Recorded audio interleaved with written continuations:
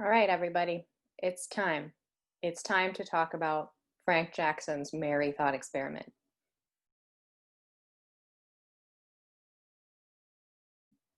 This is an argument by Frank Jackson that is supposed to be a problem for physicalism. And this includes not just mind-brain identity theory, but every other kind of physicalism that we'll examine this semester. So it's pretty exciting. It's a little bit different from the other arguments we've seen, and it's worth taking a close and careful look. So Jackson's argument really centers around two thought experiments. So we start with the example of Fred. And Fred's visual system is supposed to be special. Fred can distinguish between these two tomatoes, which to us, regular observers, look to be, and I'll change them so that they're in different lighting conditions so you can see, they look to be the same color, right? They're both red. Fred's visual system, though, is special enough that he can tell between two different colors of tomatoes. When he's given a whole set of tomatoes to sort, he will very reliably and very consistently sort them into exactly the same two groups. So if you were to label each tomato, like number 1, this is tomato number 2, and so on and so forth, and you had like, say 50 tomatoes, he would always put the same numbered tomatoes on each side. He'd always sort them the same way, even if they were changed around. So what this tells us is that he is able to detect, as he reports, two different colors of red that we can't see. Call these red 1 and red 2. And for him, he reports that red 1 and red 2 look just as different from each other as yellow and blue look different to us. That seems like a plausible, possible, this world case, right? There are people with different visual abilities from us. And there are some scattered reports of certain people, women actually, for genetic reasons, a couple of women who allegedly can see, they have a 4th color receptor in their retina as a result of a kind of genetic fluke. And they report seeing sort of more colors of violet or something like that. So let's suppose that that's true. The Fred case doesn't seem so completely otherworldly, right? We can plausibly imagine this happening. Now, what Frank Jackson says about Fred is that he's a problem for physicalism. Why is he a problem for physicalism?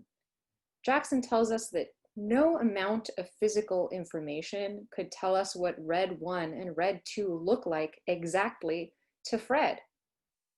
We might be able to predict that he can distinguish two colors of ripe red tomatoes from each other based on how his neurophysiological system responds to different objects in his environment. We might be able to say, oh, to him, these two types of tomatoes look very different, whereas we can't tell the difference.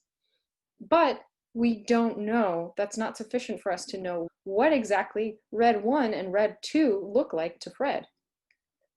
If they're supposed to be just as different for Fred as yellow and blue are to us, clearly he's not having the same experience as we are, not even close to the same experience as we are, because we might be able to imagine, I don't know, red 1 being like more of a scarlet and red 2 being more of, a pinky kind of red, but that's not what Fred says he's seeing. He says he's seeing like entirely different hues, not just different shades, not just different tones of color.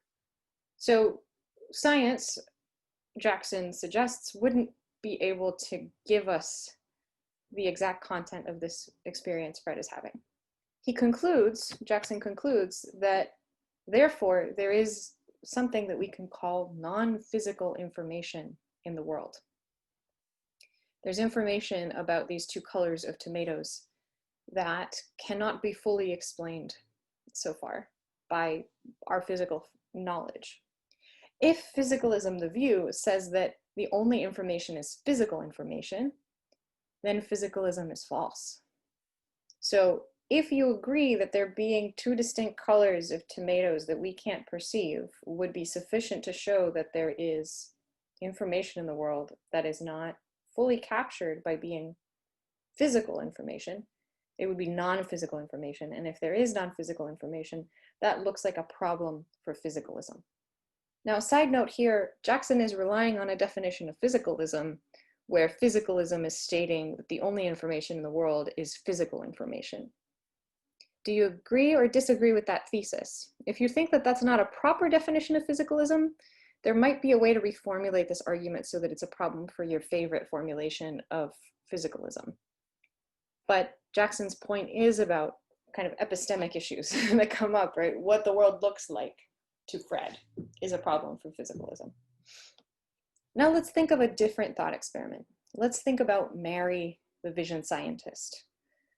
Mary, the vision scientist, Jackson tells us, knows all of the physical facts about color. So Mary's an expert.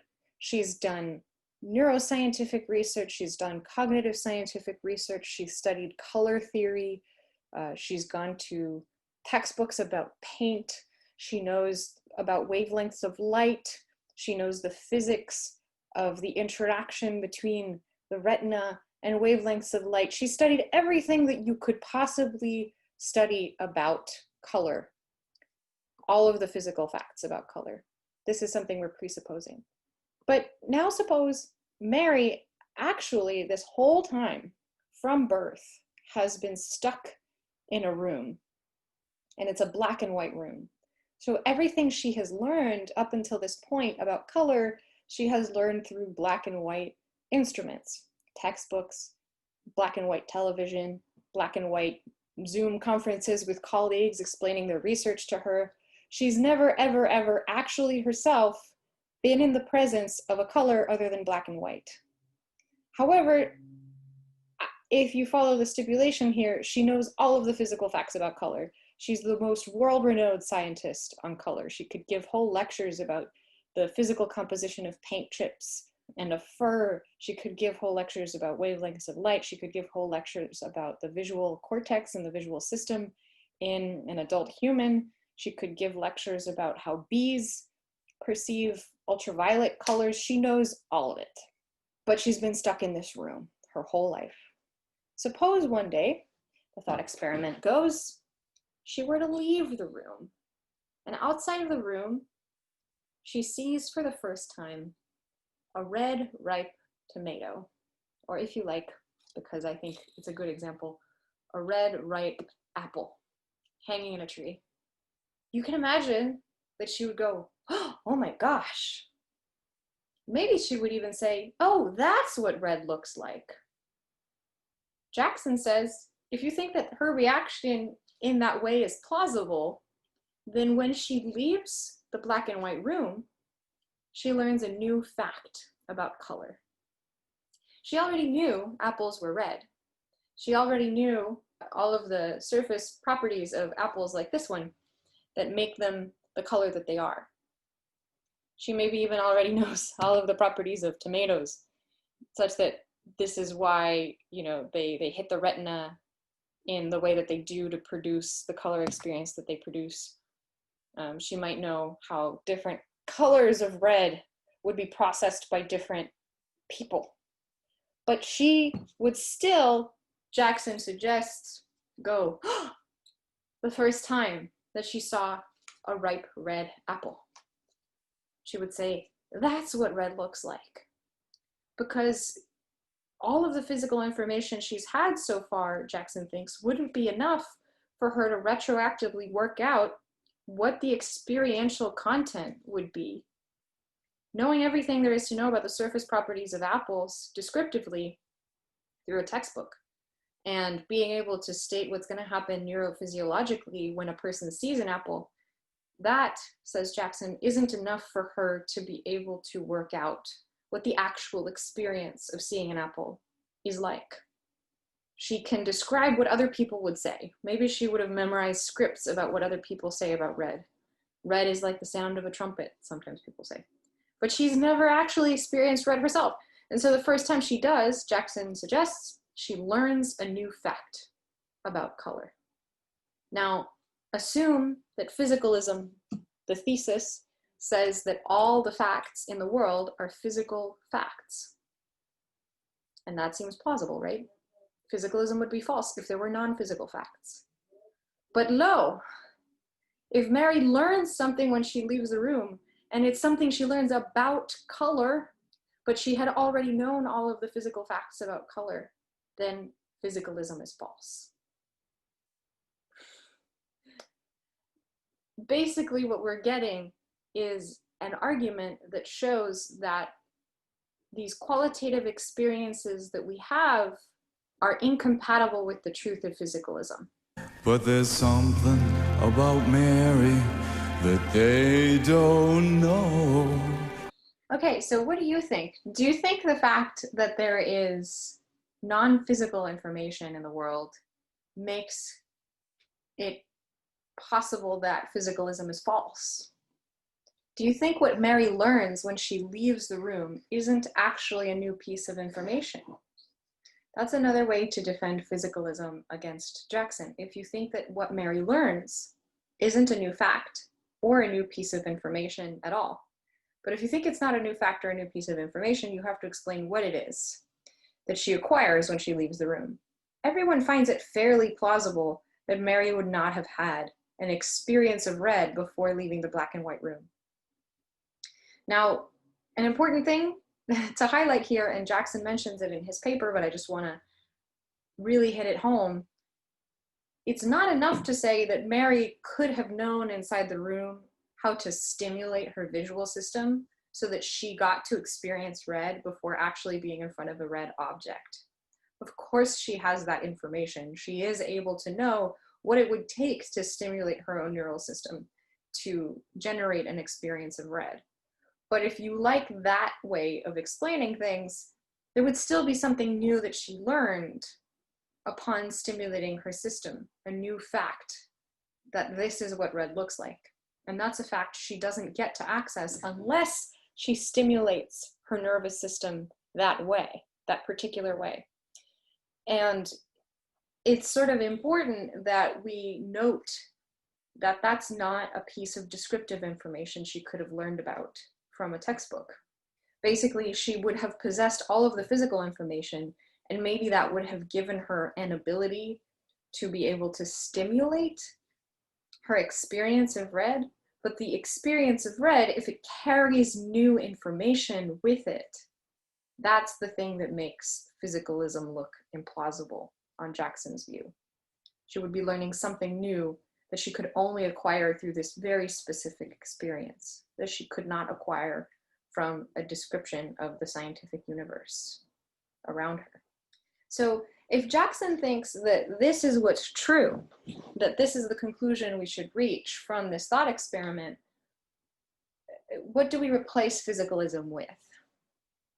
So one view that is suggested by these thought experiments is the view that our qualitative states, that is our experiences of red, for example, or green, or white, or yellow, our experiences of these colors are epiphenomenal. And what does that mean? Epiphenomenal is a word that means something like superfluous or unnecessary for the main operations that are going on. So, if you're running a factory and the factory has a byproduct of the particular process that's helping you build or manufacture what you're building or manufacturing, that byproduct is in a sense epiphenomenal. It doesn't have any importance to the system. Now, good engineers will try to use these byproducts for positive purposes to help run a factory and make it more efficient.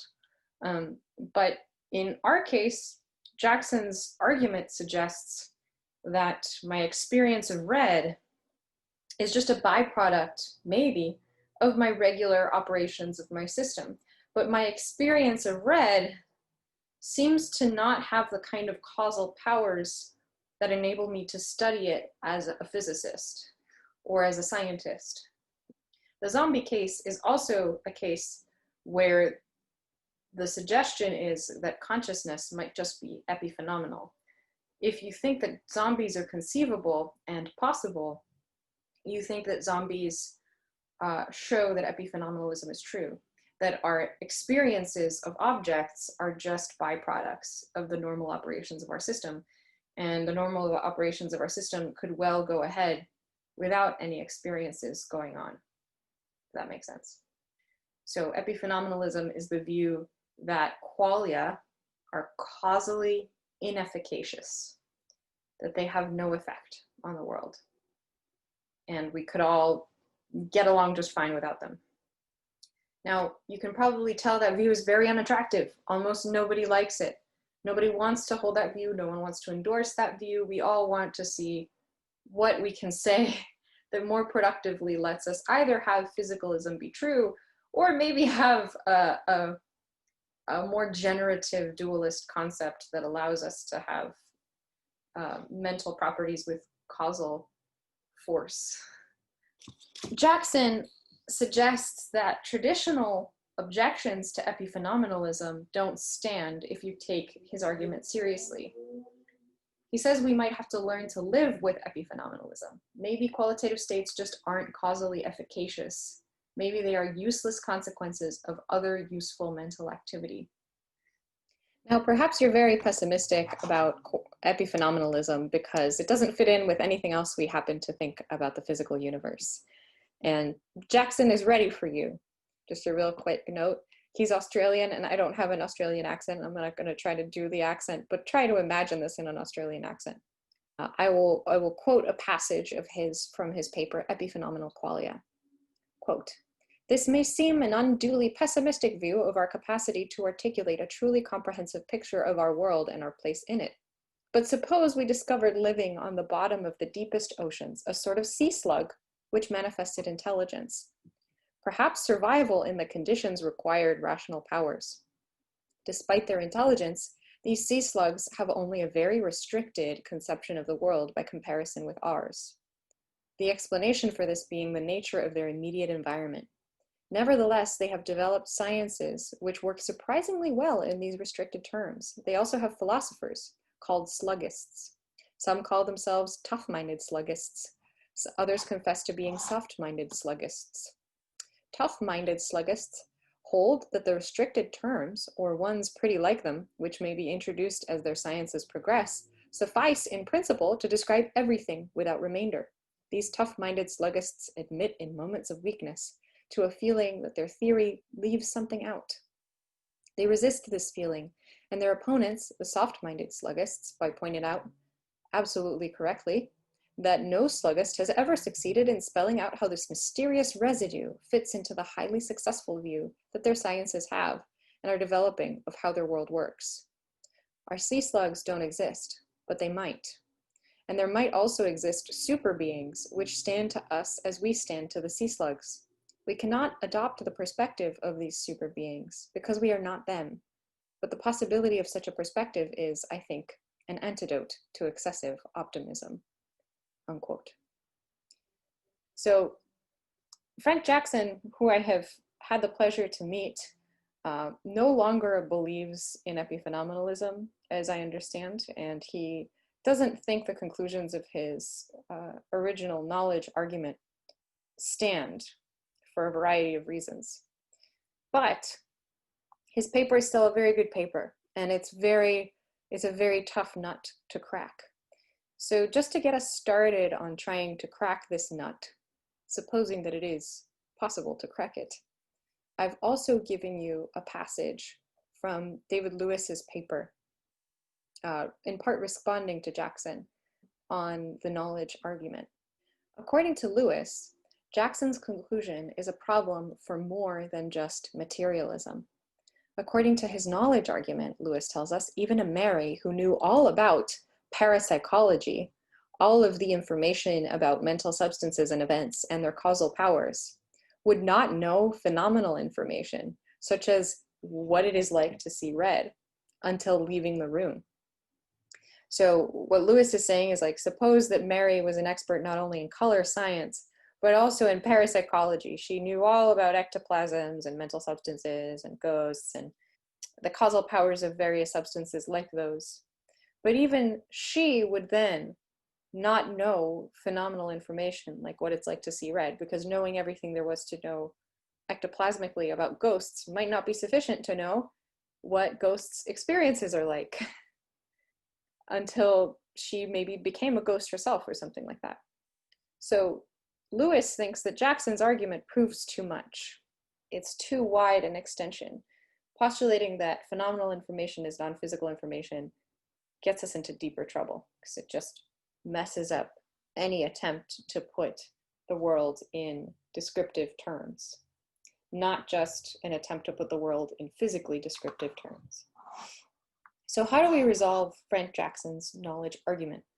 What is it that Mary learns when she leaves the room if what she's learning isn't a new piece of non-physical information? Lewis suggests something that we'll call the ability hypothesis as an explanation of what Mary learns. Lewis says, when we learn what an experience is like, rather than gaining information per se, we gain an ability. We gain an ability to imagine, remember, recognize, represent, so on, a particular property. So when I first experience red, Lewis thinks that I'm not gaining a new piece of information, something like the knowledge of the proposition, this is what red looks like, with the this, filled out by this guy. But instead, I'm gaining an ability. I've seen this apple. Now, if it's out of view, I still remember what the apple looks like. I can imagine the apple in my mind. I can recognize the apple if I see it again. Oh, look, there it is. I can represent the apple. All of those abilities, Lewis thinks, are abilities that I gain when I have an experience for the first time. He thinks this is what experiences teach us. They teach us abilities.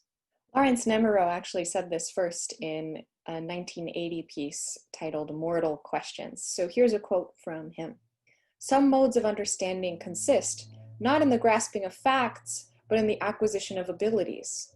As for understanding an experience, we may construe that as an ability to place oneself at will in a state representative of that experience. I understand the experience of seeing red if I can, at will, visualize red. Now it is perfectly clear why there must be a special connection between the ability to place oneself in a state representative of a given experience and the point of view of an experiencer. Exercising the ability just is what we call, quote, adopting the point of view of experiencer, unquote. We can then come to terms with the subjectivity of our understanding of experience without positing subjective facts as the objects of our understanding. This account explains, incidentally, the linguistic incommunicability of our subjective understanding of experience, a phenomenon which might seem to support the hypothesis of subjective facts. The latter is explained as a special case of the linguistic incommunicability of abilities to place oneself at will in a given state, such as the state of having lowered blood pressure and the state of having wiggling ears.